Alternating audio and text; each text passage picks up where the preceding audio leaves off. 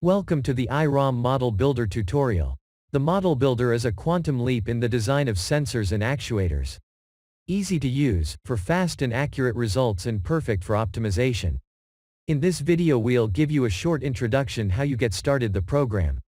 The goal of the course is to create this single-axis accelerometer model, which consists of two comb cells, labeled as Sense Plus and Sense Minus, the seismic mass, and suspension springs which are connected to two anchors. After starting the software, click on the top left, New Project. Define a new working directory and give a project file name. Please make sure that you start with an empty model.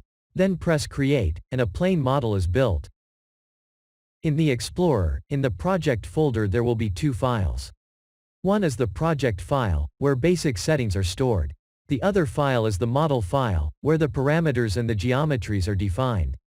Once opened you can see some basic presets. In the first row you can give your specific model name. Following defaults are set: micrometer, as a base unit for MEMS, and monocrystalline silicon. All commands are 4 letters long. One of the first commands is MAP-P, which stands for Material Property. The Model Builder comes with an extensive documentation, where you can find a detailed command manual.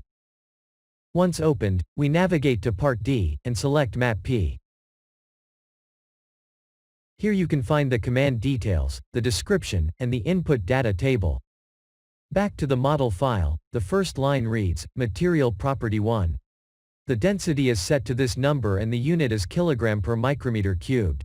The other parameters are, the Young's modulus for anisotropic material behavior, the Poisson ratios, and the shear modulus. Then comes the permittivity which defines the ambient air around the sensor. The parameter command allows the definition of arbitrary variables for modeling, which is necessary to create parametric models. The layer command defines the location of the first layer, which is here 30 micrometer thick.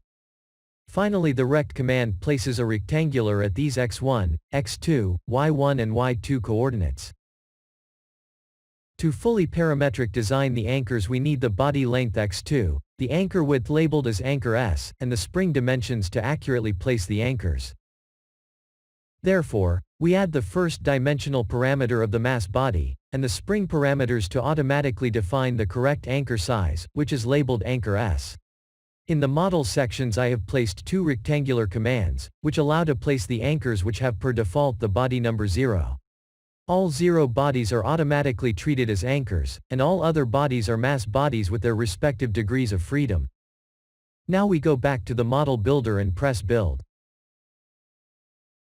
As we can see, the anchors are visually correctly placed.